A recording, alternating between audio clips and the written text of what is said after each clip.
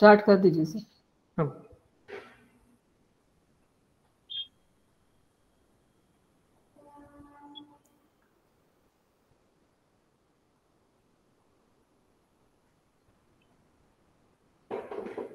Okay,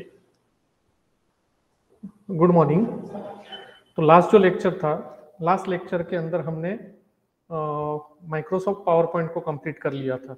okay, यानी हमारा Microsoft word भी हो गया, माइक्रोसॉफ्ट पावर पॉइंट भी हो गया। ओके, अब जो आता है आपका वो है माइक्रोसॉफ्ट एक्सेल। तो ये थोड़ा सा एज कंपेयर टू वर्ड और पावर पॉइंट थोड़ा सा बड़ा टॉपिक है। ओके, तो नेक्स्ट हेडिंग है हमारा माइक्रोसॉफ्ट एक्सेल।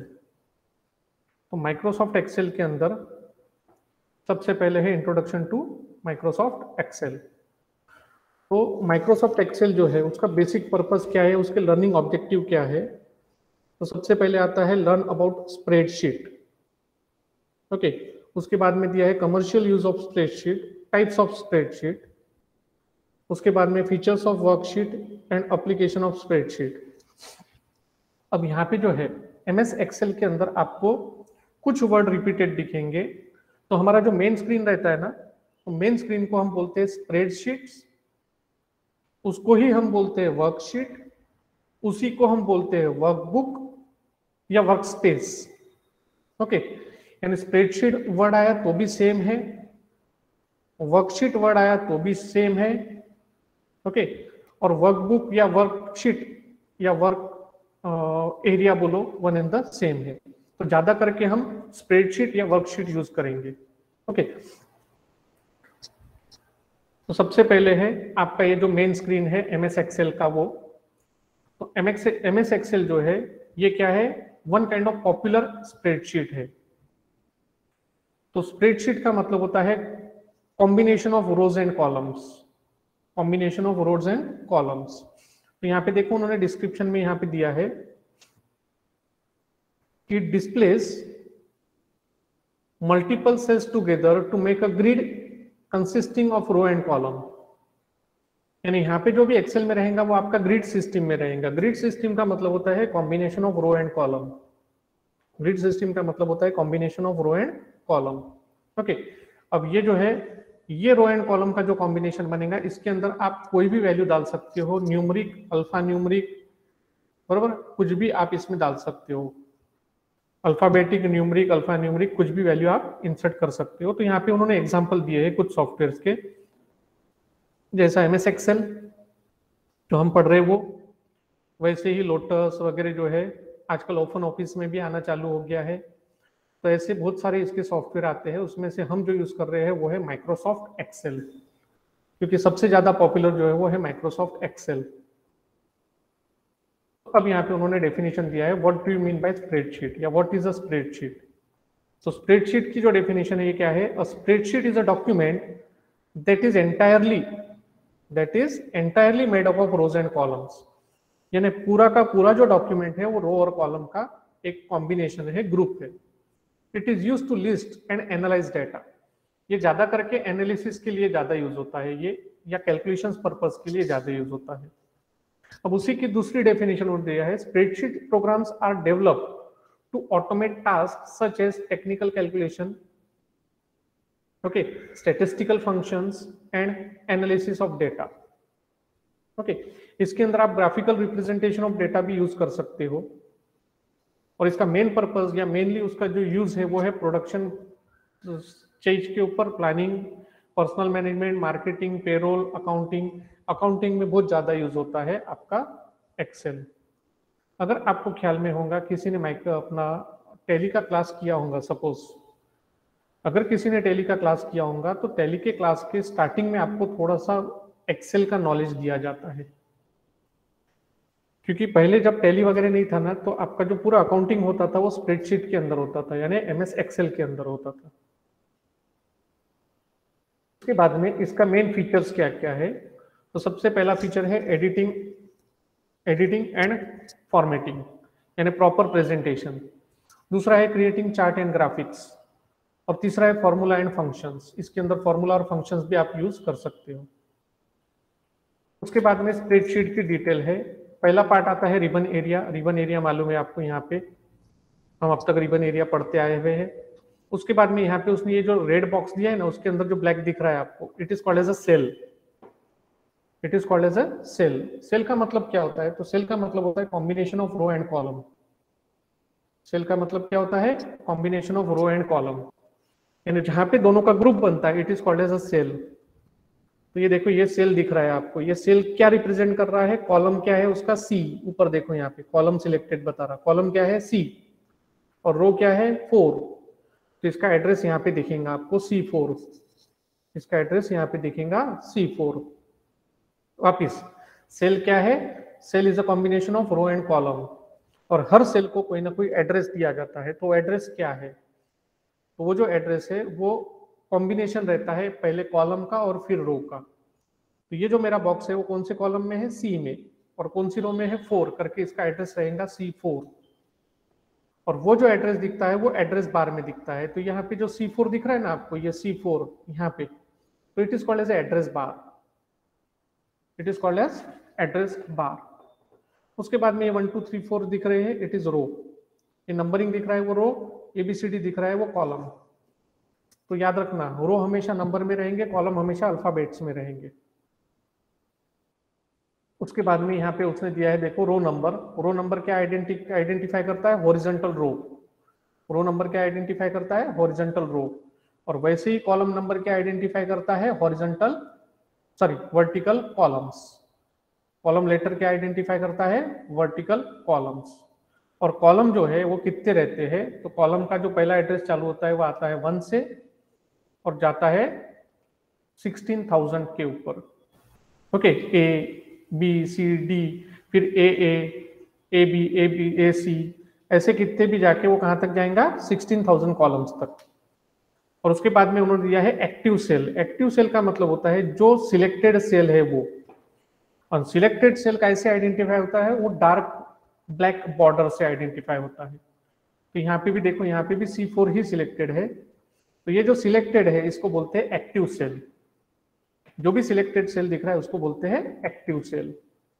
उसके बाद में आता है फॉर्मूला बार। फॉर्मूला बार बोले तो ये वाला यहाँ पे FX के सामने जो दिख रहा है वो, FX के सामने यहाँ पे दिख रहा है, it is called as a formula bar. तो फॉर्मूला बार में आप जो भी आपका डेटा टाइप करते हो वो दिखता है आपको। जो भी आप कंटेंट टाइप करते हो वो कहाँ दिखता है? Formula bar. और फॉर्मूला बार की आइडेंटिटी क्या है? FX। फॉर्मूला बार की आइडेंटिटी क्या है? FX। Okay.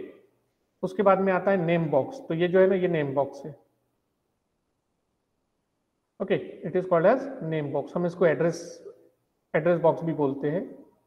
Okay, it is called as name box. Name box के अंदर आपके सेल का एड्रेस दिखता है। उसके बाद में आता है शीट टैब। तो शीट टैब जो है वो यहाँ पे ये नीचे दिखेगा आपको, शीट 1 2 3। और क्विक एक्सेस टूल बार, वो तो अपने को पता ही है यहाँ पे, बराबर। तो मैं इसको एक बार लाइव बता देता हूँ आपको। तो यहाँ पे गए, एक्सेल में गए, 2013 एक्सेल की फाइल ओपन कर लिया। ओपन करने के बाद मैं आगे बताऊंगा, लेकिन पहले हम ब्लैंक वर्कशीट ले रहे हैं, बराबर। अब ये जो मेरी पूरी स्क्रीन है इसको बोलते हैं स्प्रेडशीट। इसको बोलते हैं स्प्रेडशीट। उसके बाद में ये जो है मेरा एड्रेस बार, नेम बॉक्स। तो ज्यादा करके इसको नेम बॉक्स ही आइडेंटिफाई करो क्योंकि वही बोलते हैं उसको। तो नेम बॉक्स, बराबर। तो ये देखो, ये मेरा सिलेक्टेड है। ये जो सिलेक्टेड है ना, ये सिलेक्टेड सेल का एड्रेस क्या रहेगा? तो देखो यहाँ पे क्या है? H, और यहाँ पे क्या है? 4। तो यहाँ पे देखो उसने एड्रेस में नेम बॉक्स में दिया है H4। अब मैं दूसरी जगह जाता हूँ, सपोज यहाँ पे, तो ये कौन सा कॉलम है मेरा? E। और रो कौन सी है? 6। तो उसका नाम क्या रहेगा? E6। तो ये जो ऊपर वाले पार्ट है रिबन एरिया, इसको बोलते हैं टैब। ओके, ये हो गया मेरा नेम बॉक्स, ये हो गया मेरा फॉर्मूला बार। तो मैं यहाँ पे लिखूं तो भी फॉर्मूला बार में लिखे जाता है, बराबर। देखो मैं यहाँ पे क्लिक करके यहाँ पे टाइप कर रहा हूँ तो भी फॉर्मूला बार में लिख के आ रहा है। और अगर मैं डायरेक्टली फॉर्मूला बार पे क्लिक करके लिखूं तो भी वो वहां पे लिख के आएगा। लेकिन आप दोनों में से कोई एक जगह पे आपका फॉर्मूला वगैरह लिख सकते हो या डेटा टाइप कर सकते हो, या तो डायरेक्टली फॉर्मूला बार पे जाओ या फिर आपका कंटेंट में जाके टाइप करो। अब यहाँ पे देखो, यहाँ पे नीचे दिख रहा है ये है शीट टैब। तो बाय डिफॉल्ट कितनी शीट है यहाँ पे? 1। अब मुझे एक आधी ऐड करना है तो प्लस पे क्लिक करना है। याद रखना आपका MS ऑफिस 2013 के पहले का होगा ना, तो यहाँ पे बाय डिफॉल्ट 3 शीट रहती है। कितनी शीट रहती है? 3। लेकिन जो जैसे जैसे आगे जाते जा रहे हैं थोड़े थोड़े वो चेंजेस करते जाते हैं, तो फिलहाल एक ही शीट अवेलेबल है, लेकिन बाय डिफॉल्ट कितनी रहती है? 3 शीट अवेलेबल रहती है। अब मुझे दूसरी शीट ऐड करना है, तो मैं यहाँ पे प्लस पे क्लिक कर दूंगा तो ये शीट दूसरी ऐड हो जाएंगी यहाँ पे। ओके, या फिर यहाँ पे क्लिक करा, राइट क्लिक, इंसर्ट।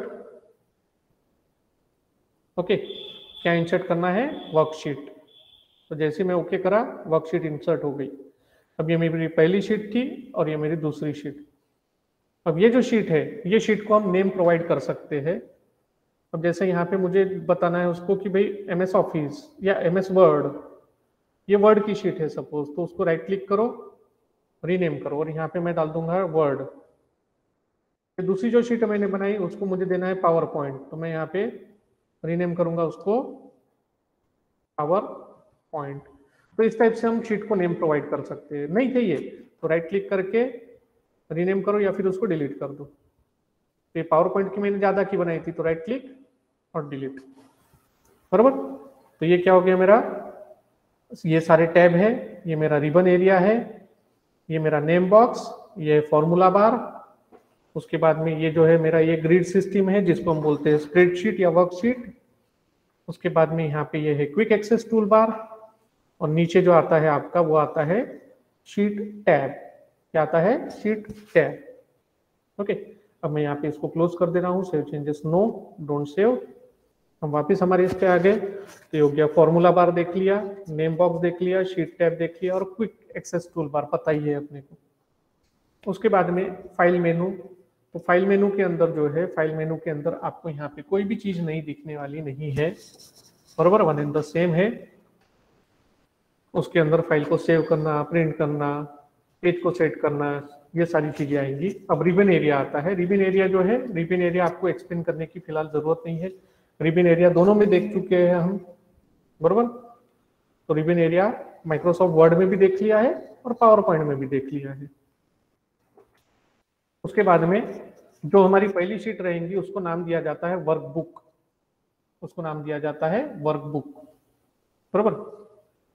अब यहाँ पे देखो उसने क्या बोला है, ये पुराने इसका है करके, यहाँ पे 2007 का है करके, यहाँ पे उन्होंने क्या बोला है, each new workbook comes with 3 worksheets.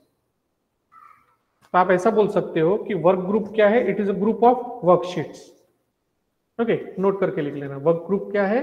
It is combination of या ग्रुप ऑफ वर्कशीट्स। तो एक वर्क ग्रुप के अंदर कितनी वर्कशीट्स रहती है? By default 3। कितनी रहती है? 3। ओके,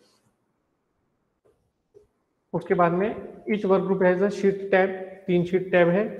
शीट टैब को अपन बाय डिफॉल्ट नाम क्या रहता है? Sheet 1, sheet 2, sheet 3। हम उसको रीनेम वगैरह कर सकते हैं, बराबर। अब इसके बाद में यहाँ पे उन्होंने दिया है columns, rows and cells. Columns, rows and cells. Okay, तो अब यहाँ पे उसने क्या बोला है, देखो, worksheets are divided into columns, rows and cells. Worksheet क्या क्या के अंदर डिवाइड होती है? Column, rows and sales.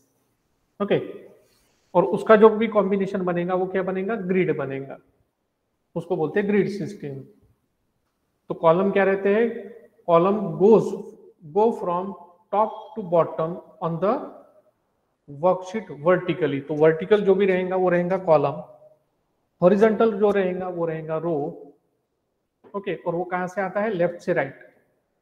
Column कहां से आता है? Top to bottom. रो कहां से आता है? Left to right. और सी का सेल क्या रहता है कि जो कॉम्बिनेशन बनता है रो और कॉलम का उसको बोलते हैं सेल। अब column has alphabetical headings at the top. Okay, first 26 columns are capital A to capital Z, और ईच वर्कशीट कंटेन्स, ये नोट करके रख देना, 16,384 columns. Fill in the blanks में बहुत बार आता है। आपका एक्सेल के अंदर, वर्कशीट के अंदर कितने कॉलम रहते हैं? तो रहते हैं 16,384 कॉलम्स। ओके, तो इसके कारण उन्होंने क्या बोला है कि Z के बाद A आएगा, फिर AB आएगा, AC आएगा, तो अप टू AZ, फिर BA आएगा, BB आएगा। ठीक है, तो इस टाइप से कितने रहते हैं आपके 16,384। और जो लास्ट वाला हेडिंग रहेगा ना, तो लास्ट वाला हेडिंग क्या है कॉलम का, XFD, ये भी नोट करके रख देना। The last heading of column is XFD। उसके बाद में यहां पे क्या बोला है उसने, each row also has heading, row headings are numbered from 1 to 10,48,576। Rows कितनी रहती है, 10,48,576। ओके, और ये दोनों का जो कॉम्बिनेशन बनता है उसको बोलते हैं सेल रेफरेंस। अब आ गए हम यहाँ पे वापिस, column headings are located by letters, row heading by row. ठीक, अब जैसा मैंने आपको बताया था कि जो हाईलाइट वाला एरिया रहेगा उसको बोलते हैं एक्टिव सेल, और जो एक्टिव सेल रहता है उसकी एड्रेस कहाँ पे रहता है, नेम बॉक्स में रहता है। ओके, जो भी एक्टिव सेल रहेगा वो कहाँ रहेगा, नेम बॉक्स में रहेगा। उसके बाद में डायग्राम के अंदर उसने थोड़ा सा प्रॉपर बताया हुआ है, देखो तो यहाँ पे क्या बोला है उसने, ए क्या है मेरा, सेल का कॉलम, बराबर। उसके बाद में 1 क्या है मेरा, सेल रो। ठीक है, ए क्या है, सेल कॉलम, 1 क्या है, सेल रो। उसके बाद में ये जो नेम बॉक्स में आता है वो है सेल लोकेशन, और जो उसके अंदर लिखे हुआ है it is called as cell formula, और उसके अंदर जो एक्चुअली रहता है it is called as cell value. अब ये वैल्यू जो है वो फिक्स भी रह सकता है या फॉर्मूला भी रह सकता है या एक आधा इक्वेशन भी रह सकता है। ओके, उसके बाद में फॉर्मूला, तो सेल के अंदर आप फॉर्मूला किस टाइप से डाल सकते हो, तो जैसे यहाँ पे 1 2 3 दिया है, वैल्यू 1 वैल्यू 2, और उसका टोटल करना है तो sum of A two B two. Okay, तो इस टाइप से हम फॉर्मूला उसके अंदर इंसर्ट कर सकते हैं, प्रैक्टिकली देखेंगे अपन। फॉर्मूला का इंसर्ट करने के लिए क्या आता है, इक्वल टू और एक्सप्रेशन, इक्वल टू और एक्सप्रेशन, एक्सप्रेशन यानी formula. For example, equal to sum A2 dot dot B2, यानी A2 से लेके B2 तक का वो कैलकुलेशन करके देगा। अब इसके अंदर आप कुछ भी स्पेसिफाई कर सकते हो, कोई भी arithmetic calculation, relational operator, function सब यूज कर सकते हो। ओके, तो यहाँ पे आपको डॉट डॉट जो है वो उसको रेंज को रिप्रेजेंट करेगा। उसके बाद में a cell on the same sheet is addressed as A1, a cell on the same sheet is addressed as A1, and cell and address treated as sheet का नाम एक्सक्लेमेटिव मार्क और column यानी cell का address. तो अगर same sheet में से आपको कोई वैल्यू लेना है पड़ेगा, सेम शीट में से वैल्यू लेने के लिए डायरेक्टली आपको कॉलम का नाम और रो का नाम देना पड़ेगा। लेकिन अगर आप मल्टीपल जगह से वैल्यू ले रहे हो तो आपको क्या करना पड़ेगा, शीट का नाम, एक्सक्लेमेटिव मार्क और कॉलम का नाम या सेल का नाम।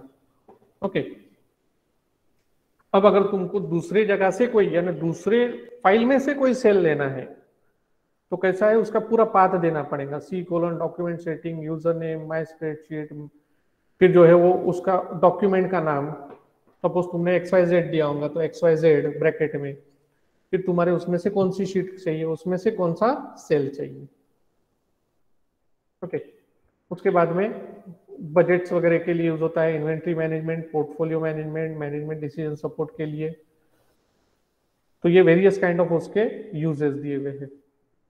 और ये क्या क्या स्टोर करता है, ग्राफिक स्टोर करता है, डेटाबेस स्टोर करता है। ओके, अब इसके अंदर उन्होंने कुछ लॉन्ग फॉर्म दिया है, DDD stand for dynamic data exchange, और OLE stand for object linking and embedding. And इसका मतलब क्या है कि यहाँ पे जो भी आप डेटा चेंज करेंगे वो डायनामिकली चेंज होता है।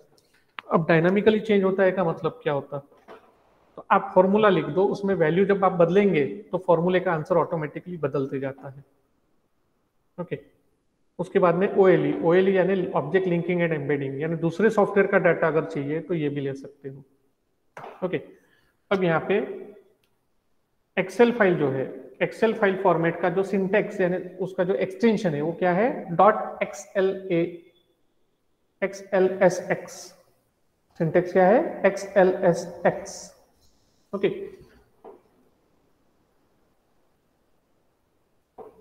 उसके बाद में यहाँ पे उसने उसका एक्सटेंशन का मीनिंग बताया है।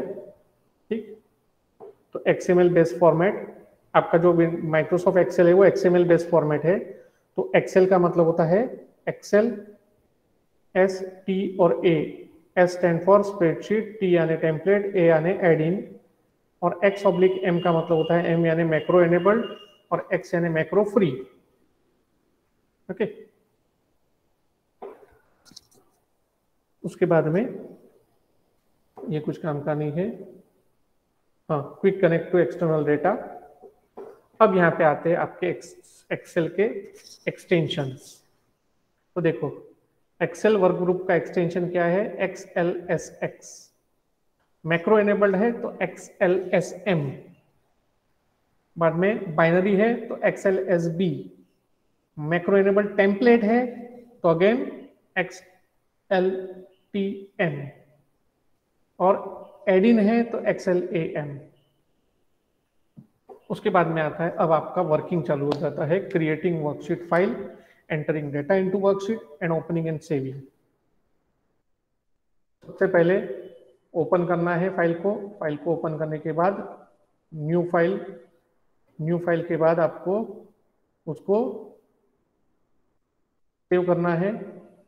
सेव करने के बाद आपको उसको एग्जीक्यूट करना है। ओके, तो अब पहले हम यहाँ पे जाते हैं और यहाँ पे EXCEL एक्सेल 13 में आ गए। अब यहाँ पे एक्सेल भी जो है, एक्सेल को भी ओपन करने के लिए आपको वेरियस काइंड ऑफ टेम्पलेट्स दिए जाते हैं। Get started with formula, formula tutorial, pivot table, then pivot table, take a tour, एक आधा फोटो कैलेंडर। ये सारे के सारे जो है आपके टेम्पलेट्स है, ready to use templates in MS excel, ready to use format in MS excel. तो हमको इसमें से कोई नहीं चाहिए, हमको कौन सा चाहिए, सिर्फ और सिर्फ ब्लैंक, सिर्फ और सिर्फ ब्लैंक। ये ब्लैंक आ गया।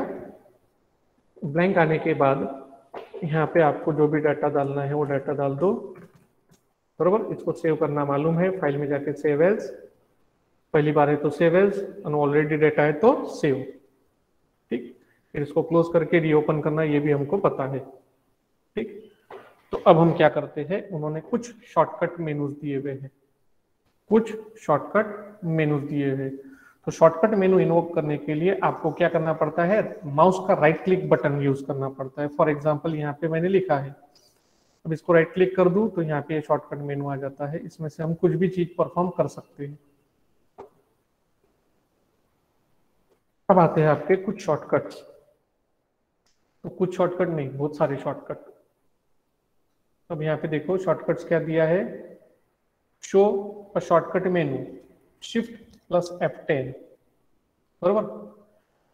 Make the menu bar ribbon area, activate करने के लिए अल्टर दबाओ या F10 दबाओ, बरोबर। Show the program icon menu, तो alter plus space bar. Next और प्रीवियस कमांड, डाउन एरो और अप एरो। बाद में लेफ्ट और राइट की मेनू देना है तो लेफ्ट और राइट एरो की। बाद में अगर स्टार्टिंग में जाना है तो होम, आखिरी में जाना है तो एंड। उसके बाद में मेनू को एक्टिवेट करना है तो अल्टर, प्रीवियस मेनू में जाना है तो एस्केप। बहुत सारे शॉर्टकट है यहाँ पे, 200-300 होंगे, डिपेंड। तो पहला है आपका alter plus single quote, alter plus single quote. ये क्या डिस्प्ले करता है, स्टाइल डायलॉग बॉक्स। तो control plus shift plus tilde operator, तो general number format. Control plus shift plus dollar, currency format. ये सारे आपके जो है ये शॉर्टकट्स दिए हुए उसने। तो ये सारे शॉर्टकट्स आपने एक बार देख लेना है, इसमें से जो आपको लगते हो काम के वो लिख लेना है। Ctrl+B। अब ये जो शॉर्टकट है, ये शॉर्टकट का जो स्क्रीन है, ये शॉर्टकट की जो फाइल है, मैं आपको वर्ड में कॉपी पेस्ट करके आज इवनिंग तक मैम के पास सबमिट कर दूंगा। ओके, वर्ड डॉक्यूमेंट फाइल में ही मैं सारे मेनू, शॉर्टकट मेनू डाल के आपको दे दूंगा, आप मैम आपको फॉरवर्ड कर देंगे आपके ग्रुप के अंदर। ओके, तो ऐसे देखो बहुत सारे शॉर्टकट है, Ctrl+I, Ctrl+U, अंडरलाइन, ठीक है, Ctrl+A, Ctrl+X, C, V, D, R, Ctrl+ bracket में टिल ऑपरेटर वगैरह, ऐसे बहुत सारे ऑप्शंस आपके पास अवेलेबल है, बरोबर। तो इतने सारे शॉर्टकट्स आपके पास अवेलेबल है। अब ये सारे शॉर्टकट्स मैं आपको प्रोवाइड कर दूंगा, ठीक है। अब आते हैं यूजिंग टेम्पलेट। टेम्पलेट मैंने अभी बताया, टेम्पलेट आपको रेडीमेड रहते हैं, हमको उसका कुछ काम नहीं है। उसके बाद में हम यहाँ पे दिया है यूजिंग शीट इन वर्क। तो शीट टैब के अंदर जो है हमको क्या करना है, उसको रीनेम वगैरह करना है, वो हमने देख लिया है, राइट क्लिक करके रीनेम, बरोबर। शीट ऐड करना है कि नहीं करना है, शीट को मूव करना है तो भी कर सकते हैं अपन। उसके बाद में इंसर्टिंग एडिशनल वर्कशीट, इंसर्ट करके क्लिक करो, एडिशनल आ जाएंगी। डिलीट करना है, डायरेक्टली डिलीट पे क्लिक करो, डिलीट हो जाएगा। उसके बाद में एंटरिंग डेटा पे आ गए अपन। तो you can either enter two basic kinds of data, एक है नंबर और एक है टेक्स्ट। तो नंबर और टेक्स्ट के अंदर जो भी आप आपका डाटा डालना हो वो डाल सकते हो। उसके बाद में अब देखो यहाँ पे, अब ये जो है अब काम की चीजें आना चालू हो गई। तो क्या है, to enter date in column, the date column you should use slash और hyphen to separate the part. यानी याद रखो, आप अगर आप वहां पे स्लैश देते हो, डैश देते हो ना, तो स्लैश दो या डैश दो या यानी हाइफन दो, तो दो में से कुछ भी दिया ना तो बाय डिफॉल्ट डेट समझ के चलता है, उसको बाय डिफॉल्ट डेट का समझ के चलता है। फॉर एग्जांपल, एक सिंपल एग्जांपल अपन ले रहे हैं यहाँ पे। अब जैसे यहाँ पे ये मेरा सेल है, मैं थोड़ा सा इसको मैक्सिमाइज करता हूँ अगर नहीं दिख रहा होगा तो। ओके, तो ये मेरा सेल है, ये सेल के अंदर मुझे क्या डालना है, सपोज मैंने डाला 10-12, मैंने सिर्फ क्या डाला 10-12। अब जैसे ही मैं यहाँ पे एंटर कर रहा हूँ ना, देखो 10 दिसंबर आ गया, वो क्या गया, 10 दिसंबर आ गया। मुझे 10 दिसंबर जो है वो लिखने की जरूरत नहीं गिरी, मुझे क्या करना पड़ा, सीधा सपोज मैंने बोला 4-8, तो 4 अगस्त आ गया। अगर मैं ऐसा लिखूं 12-3, 12/3, तो 12 मार्च पकड़ लेंगे वो। यानी आप डैश डालो या स्लैश डालो, वो क्या पकड़ लेगा, उसको डेट फॉर्मेट पकड़ लेगा। तो ये चीज हमेशा ध्यान में रखना। बाद में टाइम का पार्ट कैसा है, तो उसमें आप सिर्फ ए भी लिखो या पी भी लिखो, वो एम पी एम खुद कंसिडर कर लेता है। तो फॉर एग्जांपल मैंने डाला यहाँ पे 9 A, तो देखो 9 AM आ गया। अब मैंने डाला सपोज 10 P, एंटर किया, 10 PM आ गया। यानी आप बिलीव नहीं करेंगे, इतने सारे शॉर्टकट्स है इसके अंदर। अगर आप थरोली पढ़ने बैठे ना, तो आपको नियर अबाउट 6 महीने भी कम गिरेंगे एक्सेल के लिए। ओके, अब उसने क्या बोला है, यहाँ पे टिप दिया है उसने। अब टिप में क्या बोला है, टू एंटर टूडेज डेट, बरोबर। आपको आज की तारीख उसमें डालना है, आपको याद नहीं है या याद करते नहीं बैठना है, बरोबर। तो press control and semicolon, control and semicolon. और करंट टाइम चाहिए तो Ctrl+Shift+Semicolon। देख लेते हैं उसको। अब मुझे यहाँ पे चाहिए मेरी करंट डेट, तो कंट्रोल और सेमीकोलन, आ गई आज की तारीख, बरोबर। अब मुझे कंट्रोल शिफ्ट और सेमीकोलन डाला तो अभी का टाइम आ जाएगा, देखो 11:59, बरोबर। तो शॉर्टकट क्या है आपका, टूडेज डेट डालना है तो कंट्रोल प्लस सेमीकोलन, और टाइम डालना है अभी का तो control plus shift plus semicolon, बरोबर। तो आज की तारीख और आज का टाइम वो वहां पे प्लेस कर देंगे। उसके बाद में to enter number in column, for example अगर आपको करेंसी वगैरह साइन देना है, ओके, तो यहाँ पे उसने दिया है, देखो अगर मैं वो यहाँ पे डालू टू एंटर फ्रैक्शनल, अगर आपको फ्रैक्शनल वैल्यू डालना है तो leave a space between the whole number and the fraction, leave a space between whole number and fraction. अब देखो मुझे यहाँ पे फ्रैक्शन वैल्यू डालना है, मैं यहाँ पे आ गया, इसका एड्रेस क्या है, तो देखो लेफ्ट हैंड कॉर्नर में नेम बार में देखो F4 में मुझे क्या डालना है, 1/2 डालना है, अपन हाफ बोलते ना, या 1/4 डालना है, तो हम क्या करते हैं 1/4 कर देते। लेकिन प्रॉब्लम क्या था, देखो उसने क्या दे दिया, सीधा 1 अप्रैल दे दिया। अगर मैं 5/2 दो बोलूं तो वो डेट फॉर्मेट ले ले रहा है उसको, तो अगर मुझे डेट फॉर्मेट नहीं चाहिए, मुझे वैल्यू ही चाहिए, तो मुझे क्या करना पड़ेगा, 0 स्पेस 1/2, तो फिर वो प्रॉपर 1/2 देगा। ओके, 0 स्पेस 1/2 बोला तो प्रॉपर देगा, 5/2 चाहिए था मुझे, बरोबर, तो 0 स्पेस 5/2। ओके, उसने फ्रैक्शन में दे दिया उसको, तो 1 स्पेस 5/2। तो इस टाइप से आपको उसको फ्रैक्शनल में डालना है, तो उस टाइप से आप उसको फ्रैक्शन में डाल सकते हो। ठीक, अब यहाँ पे अब उसने बोला है if you type 100 to indicate negative number. अच्छा, आपको निगेटिव नंबर डालना है, यहाँ पे निगेटिव नंबर डालना है तो आप डायरेक्टली माइनस करके 88 डाल सकते हो, बरोबर, माइनस करके 88 डाल सकते हो, या फिर -100। ठीक है, तो आप माइनस करके वहां पे डाल सकते हो। माइनस करके डालने के बाद क्या होता है, तो देखो आपका माइनस में तो आता है, लेकिन अगर आपको माइनस साइन नहीं डालना होगा तो आप ब्रैकेट में वो नंबर डाल दो, तो आ जाएगा बरोबर माइनस की साइन के साथ। तो माइनस के लिए भी एक शॉर्टकट दिया उन्होंने, ब्रैकेट में वैल्यू डालना। ओके, उसके बाद में आता है ऑटोफिल और ऑटो कंप्लीट। ये दो मेन फीचर है इसके, ऑटोफिल और ऑटो कंप्लीट। तो ऑटोफिल के अंदर वो आपके जो है मंथ, ईयर, डेज, ये सारे ऑटोफिल करता है, प्लस कोई सीरीज आप दे रहे हो उसको ऑटोफिल करता है। तो पहले हम देख रहे हैं ऑटोफिल, तो मैं पहले ये सारी चीजों को यहां से निकाल डाल रहा हूं। ठीक है, अब ऑटोफिल, अब मैंने यहाँ पे डाल दिया जनवरी, सिर्फ जैन लिखा। ठीक है, अब मैं यहाँ पे प्लस पे जा रहा हूँ, ध्यान दो मैंने क्या किया, जनवरी लिखा, ओके, और प्लस पे गया, और मैं नीचे खींच रहा हूँ उसको वापिस, ध्यान दो ये मेरा सिलेक्टेड है, इसका प्लस का साइन देखो एकदम चौकोन आ रहा है, एम्प्टी आ रहा है, और जैसे मैं यहाँ पे लेके जाऊंगा ये डॉट के ऊपर, ये वाले ये डॉट के ऊपर लेके जाऊंगा तो वो एकदम डार्क प्लस हो जाएगा। अब देखो मैं उसको ड्रैग कर रहा हूँ, शिफ्ट दबा के रखो और ड्रैग करो, तो देखो फरवरी, मार्च, अप्रैल, मई, जून, जुलाई, अगस्त, सितंबर, अक्टूबर, नवंबर और दिसंबर, इसको बोलते हैं ऑटोफिल, इसको बोलते हैं ऑटोफिल।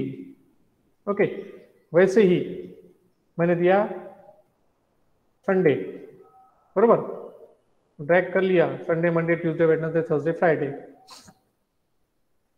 बरोबर, तो डेट, मंथ, ईयर, ये सब वो रिपीट करता है। अब सपोज मुझे 1 से 10 वैल्यू चाहिए या 1 से 20 वैल्यू चाहिए, तो मैं क्या करूंगा, 2 वैल्यू डालूंगा, 1 2। जब आपको सीरीज रिपीट करना है ना, तो आपको कम से कम 2 वैल्यू डालना पड़ता है। अब ये दोनों को सिलेक्ट करना पड़ेगा, ध्यान दो। अब मुझे यहाँ पे 1 से लेके 15 एक नंबर तक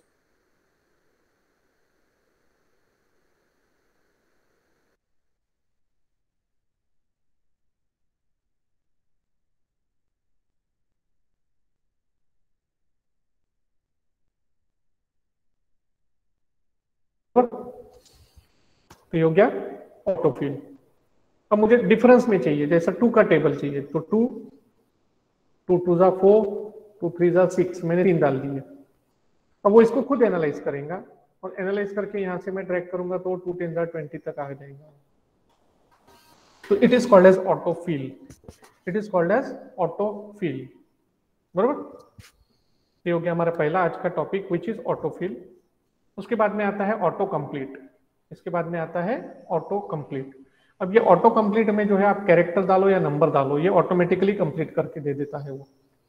ओके, नंबर डालो या नेम डालो, वो ऑटोमेटिकली कंप्लीट करके दे देता है। ठीक,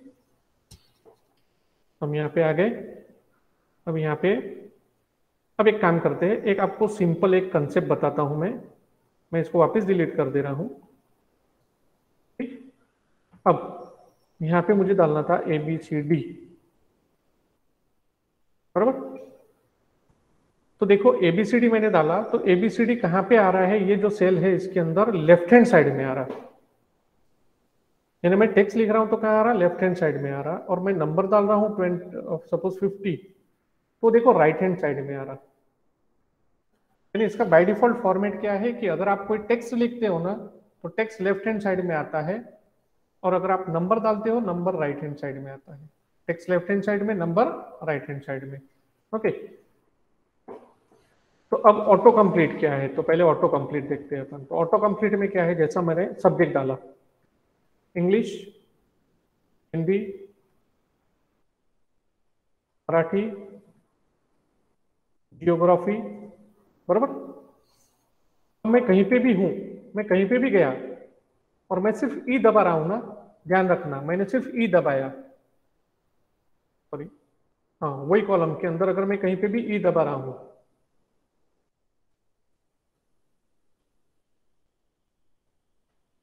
back space, English, Hindi, Marathi, E, देखो सीरीज होना जरूरी है उसको। वापिस मैं इसको कट करके लिख रहा हूं, मैं दूसरे कॉलम में लिख रहा हूं इंग्लिश, हिंदी, मराठी, जियोग्राफी। अब यहाँ पे मैं कंटिन्यू में अगर ई लिख रहा हूं, तो देखो ENG जो है वो हाईलाइट होके आ गया, ई लिखे हुआ है लेकिन NG हाईलाइट होके आ गया। यानी मुझे वापस उसको ENG लिखने की जरूरत है, एंटर कर दो वो आ जाएगा। अब जैसे हिंदी लिखना है तो मैं सिर्फ H दूं तो हिंदी भी आ जाएगा। यानी जो भी तुमने तुम्हारे कॉलम्स में डाले हैं, तो कॉलम जो है वो ऑटो करेक्ट करता है वो। अब जैसा मुझे हिंदी चाहिए था तो मैंने यहाँ पे हिंदी डाल दिया, बराबर। अब जैसा मराठी चाहिए तो M दबाओ, मराठी आ जाएगा। It is called as auto complete, it is called as auto complete. तो ये हो गए दो चीज, ऑटोफिल एंड ऑटो कंप्लीट। अब ऑटोफिल और ऑटो कंप्लीट होने के बाद क्या करना है, अब यहाँ पे एक्टिव सेल, एक्टिव सेल जो है वो किस टाइप से रहता है, आपका सिलेक्टेड एरिया रहेगा। ठीक है, के बाद में जैसा मैंने अभी बताया आपको कि जैसे आप उसके ऊपर कर्सर लेके जाएंगे आपको प्लस का साइन दिखेगा, प्लस के साइन को आपको ट्रैक करना है, वो ऑटो कंप्लीट उसको ऑटोफिल करके दे देता है। ठीक, अब नेविगेशन दिया उसने, नेविगेशन कैसे कैसे जाना है। ठीक है, तो साइड में जाना है तो एरो की, राइट एरो की। फॉर एग्जांपल मुझे अब यहाँ पे से इधर जाना है तो ये लेफ्ट लेफ्ट लेफ्ट, ये राइट राइट राइट एरो की, अप एरो की। होम दिया तो सीधा स्टार्टिंग के एलिमेंट में आ जाएगा, एंड दिया तो आखिरी के एलिमेंट में आ जाएगा, एंड दिया तो आखिरी के एलिमेंट में आ जाता है, बराबर। तो इस टाइप से आपके उन्होंने अगेन कुछ कीज दिए हुए हैं, कंट्रोल एंड और कंट्रोल होम। मैंने आपको बताया था एकदम आखिरी में जाना है तो कंट्रोल एंड, और एकदम स्टार्ट में जाना है तो कंट्रोल होम। एक विंडो ऊपर जाना है तो पेज अप, एक विंडो डाउन लाना है तो पेज डाउन। तो cell contents can also be rearrange, edit वगैरह सब कर सकते हो, कॉपी, क्रिएट, मूव वगैरह सब कर सकते हो। ठीक है, तो हम वो प्रैक्टिकली देखेंगे कॉपी कैसे करेंगे, मूव कैसे करेंगे। तो कॉपी के लिए कंट्रोल C, मूव के लिए आपको कॉपी करके उसको कॉपी करके आप उसको कट भी कर सकते हो, बरोबर, या कट करके पेस्ट कर सकते हो। उसके बाद में डिलीट सेल कैसे करते हैं, तो डिलीट सेल कैसे करते हैं हमने टेबल में देखे हुआ है, आपको ख्याल में होगा। तो डिलीट सेल, तो राइट क्लिक करके उसको डिलीट करना है। ओके, उसके बाद में सेविंग वर्कबुक, और सेविंग सेव करते मालूम है हमको कैसे सेव करना है। हाँ, अब आपको याद होगा मैंने माइक्रोसॉफ्ट वर्ड के टाइम पे आपको बोला था कि आपको अगर आपके डॉक्यूमेंट को PDF में कन्वर्ट करना है तो MS ऑफिस के अंदर एक ऑप्शन आया हुआ है save to PDF, save to PDF। तो अगर वो सेव टू PDF ऑप्शन नहीं होगा, फॉर एग्जांपल मैं माइक्रोसॉफ्ट वर्ड में जा रहा हूं, एक्सेल में गए तो भी कोई प्रॉब्लम नहीं है, तो फाइल, बराबर। अब यहाँ पे सेव एज, सेव एज में मैं गया, सेव एज में कहाँ पे सेव करना है, ब्राउज, ठीक है, डॉक्यूमेंट्स में ही सेव करना है, लेकिन यहाँ पे जो है यहाँ पे बहुत सारे ऑप्शंस दिए हुए उन्होंने, देखो। अब मुझे इसको पीडीएफ में करना है, मुझे इसको पीडीएफ में करना है, तो क्या करूंगा, यहाँ पे सीधा पीडीएफ पे क्लिक कर दूंगा, बरोबर। पीडीएफ में क्लिक करने के बाद इसका नाम बुक 1, ठीक, क्या रहेगा, बुक 1, और इसको मैं सेव कर दूंगा। ओके, तो जैसे ही मैंने यहाँ पे सेव कर दिया बुक 1 को डॉक्यूमेंट में जाके, ठीक, तो थोड़ा सा टाइम लेगा और वो पीडीएफ में कन्वर्ट हो गया, देखो ये बुक 1 ओपन भी हो गई पीडीएफ, ठीक। तो मैंने जो भी लिखा था, जैसा लिखा था वो एज इट इज आ जाएगा, बरोबर। अब एक्सेल के अंदर तो स्क्रीन बड़ी रहती है, तो ये जिस जिस टाइप से आपने लिखा उस टाइप से वो सेव हो जाएगा, बरोबर। तो ये हो गया एक तरीका। और दूसरा तरीका जो है उसका क्या है, कंट्रोल पी करो और सीधा यहां से प्रिंटर में जाके प्रिंट टू पीडीएफ करो, प्रिंट टू पीडीएफ। तो ये भी आप कर सकते हो, देखो यहाँ पे आपको ऑप्शन देता है, पहला पेज और ये दूसरा पेज, 2 पेज है। तो जो भी है आपको जितने पेज पीडीएफ में डालना है वो डालो, यहाँ पे प्रिंट टू पीडीएफ करो और प्रिंट कर दो। दोनों तरीके से आप कर सकते हो। तो पहला तरीका क्या है, फाइल में जाके सेव एज, सेव एज में यहाँ पे आपको जो भी पाथ लेना है वो पाथ लो, और यहाँ पे जो है सेव एज टाइप, उसमें आप क्या डाल दो, यहाँ पे पीडीएफ। और दूसरा तरीका, अगर वो ऑप्शन नहीं होगा किसी इसमें, बाय डिफॉल्ट नहीं, सपोज नहीं होगा, तो सीधा सीधा कंट्रोल पी और यहाँ पे प्रिंटर में जाके माइक्रोसॉफ्ट प्रिंट टू पीडीएफ कर दो, पीडीएफ में कन्वर्ट हो जाएगा। ओके, तो ये हो गया आपके हाउ टू सेव पीडीएफ। वापिस हम हमारे इस पे आ गए, उसके बाद में क्वेश्चंस, ठीक है। अब एक एक्सरसाइज है आपको, तो एक्सरसाइज के अंदर जो है, ठीक है, एक्सरसाइज मैं आपको प्रोवाइड कर दूंगा, अभी आपको नहीं करना है, ये वाली दूसरी मैं देता हूं आपको, ठीक है। तो अब ये हो गया हमारा पहला पार्ट एक्सेल का। अब हमारे पास टाइम है थोड़ा सा, तो हम नेक्स्ट पार्ट भी स्टार्ट कर लेते हैं। यहां से इसको फाइल,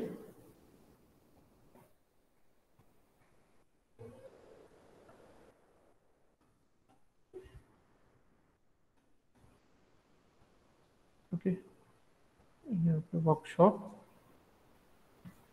स्टडी मटेरियल। अब हम स्टार्ट कर रहे हैं पार्ट 2, एक्सेल पार्ट 2, यानी चैप्टर 2। ओके, तो cell referencing and ranges of functions, ठीक। तो यहाँ पे रेंजेस ऑफ फंक्शंस जो है, तो ये फंक्शन के रेंज वगैरह कैसे रहते हैं। तो एंटर सेल रेफरेंस, ओके, वापस ले लेते हैं। ओके, तो लर्निंग ऑब्जेक्टिव क्या है, learn cell references and its types, range and range name, बाद में entering formula and copying formula. तो सबसे पहले यहाँ पे उसने क्या दिया है, सेल रेफरेंस। अब जैसे यहाँ पे दिया है A10, तो A10 क्या रिप्रेजेंट कर रहा है, कॉलम ए और रो 10, कॉलम ए और रो 10, A10, A20, तो ये क्या रिप्रेजेंट करेगा, cell A10 and cell A20। ध्यान दो, अगर मैं सिंगल वैल्यू डाल रहा हूं तो वो एक सेल को रिप्रेजेंट करेगा, अगर मैं कॉमा सेपरेटेड करके डालूंगा तो वो जितने एलिमेंट डालूंगा उतने सेल को ही रिप्रेजेंट करेगा। और अगर मैं कॉलम, तो कोलन यूज कर रहा हूं, कोलन 2 डॉट, तो वो स्पेसिफिक रेंज लेगा। फॉर एग्जांपल यहाँ पे A10 कोलन A20, यानी A10 से लेके A20 तक, फिर वैसा ही B15 से लेके E15 तक, इतने सारे कॉलम्स, A10 से A20 तक। ओके, तो ये हो गया सेल का रेफरेंस। अब सेल का रेफरेंस होने के बाद सेल रेफरेंसिंग के अंदर आप फॉर्मूला वगैरह यूज कर सकते हो, उसको डाल सकते हो। अब रेफरेंस टाइप, तो अगर आपको कोई फॉर्मूला को कॉपी करना है, उसको लेके जाना है, तो उसको बोलते हैं रेफरेंस टाइप। ओके, तो यहाँ पे रेफरेंस टाइप जो है, रेफरेंस टाइप के अंदर जब आप कॉलम में उसको ड्रैग करते हो, तो कॉलम में ड्रैग करते हो तो वो क्या होता है कि आपका, ठीक है, इसको हम कल देखने वाले हैं। अभी फिलहाल मैं आपको शॉर्टकट में फॉर्मूला कैसे यूज करते हैं और उसको यूज यानी उसको रन कैसे करते हैं वो मैं बता देता हूँ। ठीक है, उसका कारण ये है कि फिलहाल हमको एक असाइनमेंट करना है, तो वो असाइनमेंट के लिए मैं आपको क्या कर रहा हूँ, डायरेक्टली फॉर्मूले बता रहा हूँ कि फॉर्मूले अप्लाई कैसे करते हैं। ठीक है, अब हमारे एक्सेल में आ जाते हैं, एक्सेल वर्कशीट। अब यहाँ से मैं उसको फाइल न्यू कर लेता हूँ, फाइल न्यू ब्लैंक, बरोबर।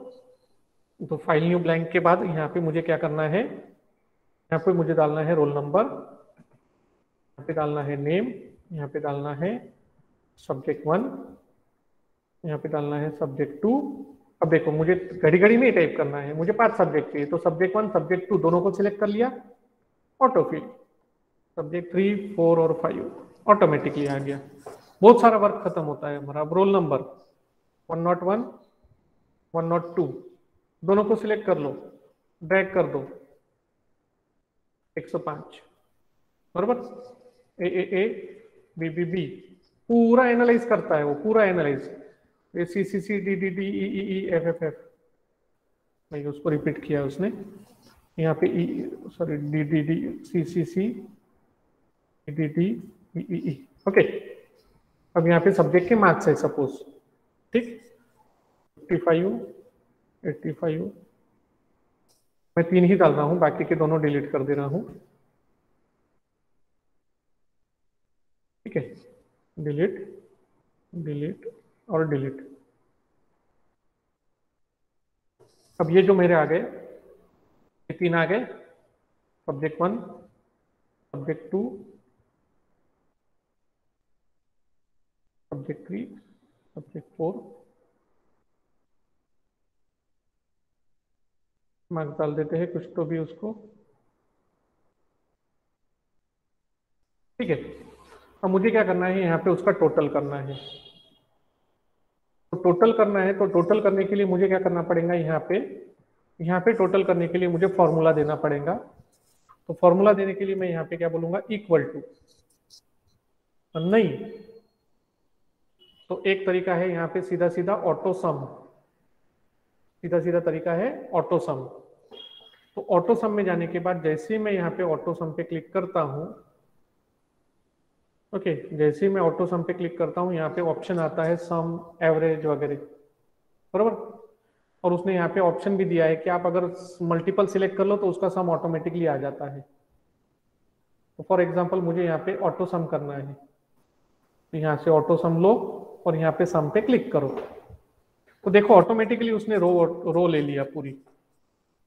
अब जैसे मैंने एंटर किया तो उसका टोटल आ गया 289, मेरी पहली रो का टोटल आ गया 289। और उसका फॉर्मूला क्या रहेगा, तो फॉर्मूला लेफ्ट हैंड कॉर्नर में देखो, आप फॉर्मूला बार पे देखो, इक्वल टू सम G4, ये वाला है G4, ये बरोबर, G4 से लेके K4 तक, G4 से लेके K4 तक, ये फॉर्मूला यहाँ पे जनरेट हो गया सम। तो मुझे यहाँ पे भी सम करना है, तो मैं वापस फॉर्मूला लेते बैठूंगा क्या, नहीं। तो मुझे क्या करना है, ये फॉर्मूले को प्लस लेके ड्रैग कर लेना है, तो वो मेरा फॉर्मूला हर जगह अप्लाई हो जाएगा, ये फॉर्मूला मेरा हर जगह अप्लाई हो जाएगा, बरोबर। अब सब्जेक्ट वाइज टोटल करना है मुझे, तो यहाँ पे भी मैं वही करूंगा, यहाँ पे सम सम, ओके। तो जैसे एंटर किया 219, अब इसको भी मुझे रिपीट करना है, तो यहाँ से मैं ड्रैग करके चल जाऊंगा, वो सब्जेक्ट वाइज टोटल करके दे देगा मुझे। तो ये हो गया सब्जेक्ट वाइज टोटल, बरोबर। तो ये हो गया हमारा how to apply formula, how to apply a formula, okay. तब ये फॉर्मूला तो अप्लाई होगा, फॉर्मूला को हमने ड्रैग वगैरह भी कर लिया। अब उसी फॉर्मूले को हमको मैन्युअली करना है, उसी फॉर्मूले को हमको मैन्युअली करना है। तो वही फॉर्मूले को मैन्युअली करने के लिए कैसे करेंगे, मैं अब यहाँ पे करूंगा सपोज, तो यहाँ पे मैं लिखूंगा इक्वल टू सम। अब जैसे मैं इक्वल टू सम लिखता हूं, हाँ सपोज अब देखो यहाँ पे मेरी गड़बड़ हो गई, यहाँ पे मैं आगे चले गया, अब वापिस वो सेल में आ रहा हूं, अब मुझे वो सेल में चेंज करना है। तो 2 तरीके हैं, या तो डबल क्लिक करो, नहीं तो फिर क्या करो, सीधा जो सेल में चेंज करना है वहां पे जाने के बाद नोट करके रखो, F2 दबाना है। क्या दबाना है, F2। अगेन आपको कोई भी सेल का डाटा चेंज करना है तो वहां पे जाके या तो डबल क्लिक करो या फिर क्या प्रेस करो, F2। ठीक, अब सम, और यहाँ पे मैंने ब्रैकेट दे दिया, ब्रैकेट दे दिया। अब ब्रैकेट के बीच में मुझे रेंज सिलेक्ट करना है, तो मैं माउस को क्लिक करूंगा शिफ्ट दबा के और वो पूरी रेंज को सिलेक्ट कर लूंगा और वहां पे जाके एंटर दे दूंगा। आ गया 289। अगेन मैं वापस बता रहा हूँ, यहाँ पे equal to sum bracket open bracket के अंदर जाके रेंज को सिलेक्ट करो, एंटर कर दो। ओके, तो ये हो गया फॉर्मूला देने का दूसरा तरीका। पहला तरीका क्या था, डायरेक्टली यहाँ पे सम पे क्लिक करके रेंज ले लो। दूसरा तरीका उस टाइप से ले लो। तीसरा तरीका क्या है, तो तीसरा तरीका है आप पूरा मैन्युअली ही करो। तो मैंने डाल दिया equal to sum bracket open. अब मुझे कहां से लेना है, मुझे लेना है ये वाला, तो उसका एड्रेस क्या है मेरा, G6। एड्रेस क्या है मेरा, G6। देखो एड्रेस बार पे आपका नेम बार जो है, नेम बॉक्स वहां पे दिख रहा है आपको, क्या है, G6 कोलन, रेंज दिया था उसने, कोलन कहाँ चाहिए, K6 तक। तो देखो उसने पूरा सिलेक्ट कर लिया, G6 से K6, ब्रैकेट खत्म, एंटर। आ गया total one and the same.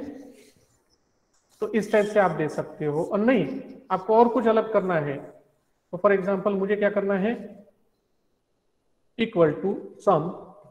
अब मुझे चाहिए जैसा ये वाला, क्या नाम है इसका, सॉरी इसको हम पहले एक्सेप्ट कर देते हैं। हाँ, इसका क्या है, एड्रेस ध्यान में रखो, G6 बरोबर। उसके बाद में मुझे चाहिए L6 और उसके बाद में चाहिए K6, G6 L6 K6। तो इक्वल टू क्या करना है मुझे, सम ब्रैकेट में G6 comma L6 comma K6। तो ऐसा मैं कितने भी नंबर देके उसको सम कर सकता हूं। Total is 520, total is 520। एक मिनट, हाँ गलत हो गया वो, वापिस यहाँ पे मैं फॉर्मूला लिख रहा हूं, इक्वल टू सम, मैंने जो डाला वो तो ले लिया उसने, सम ब्रैकेट क्या चाहिए मुझे, G6, तो G6 कॉमा मुझे चाहिए L6 कॉमा मुझे चाहिए K6, ब्रैकेट खत्म और एंटर। 520 क्यों ले रहा है वो,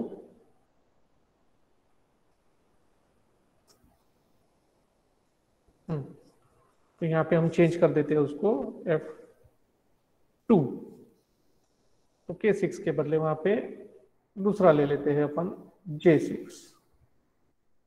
ओके, तो इस टाइप से आप मल्टीपल वैल्यू को कंबाइन कर सकते हो, मल्टीपल वैल्यू को कंबाइन कर सकते हो। ओके, तो ये हो गया आपका हाउ टू अप्लाई फॉर्मूला। ठीक, अब असाइनमेंट देने पुरता हमारा कुछ हुआ नहीं है, तो कल जो है, आज कोई असाइनमेंट नहीं रहेंगी, कल आपको मैं 2 असाइनमेंट दूंगा। कल के लेक्चर में हमारी 2 असाइनमेंट रहेंगी, जो आज की पेंडिंग है वो, और कल जो आपको बनाना है वो, यानी कल हम 2 असाइनमेंट देखने वाले हैं। ओके, तो आज हम यहीं पे स्टॉप कर रहे हैं। आज कोई असाइनमेंट नहीं, आपकी थोड़ा सा इसको रिवाइज कर लो, ठीक है। तो यहाँ पे हम आज क्लोज करते हैं, कल हम देखेंगे कुछ एडिशनल चीजें, यानी एक प्रॉपर असाइनमेंट तो भी आपकी होनी चाहिए, ठीक है। तो कल हम आपको 2 असाइनमेंट देंगे, तो अभी यहाँ पे अपन स्टॉप करते हैं।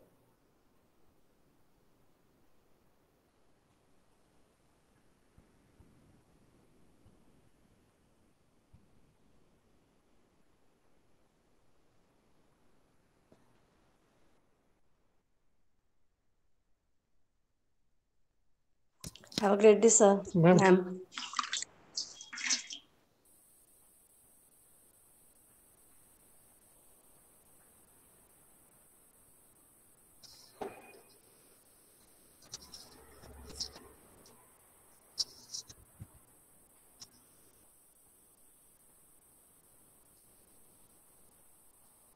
आप मैम को बता दीजिए मैं लीव कर रहा हूँ, है ना।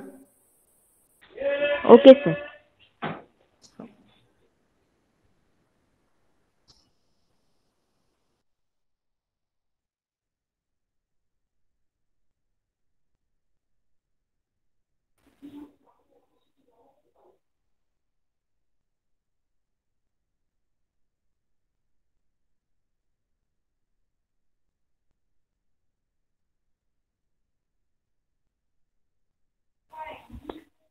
हॅलो मॅम, झालंय लेक्चर.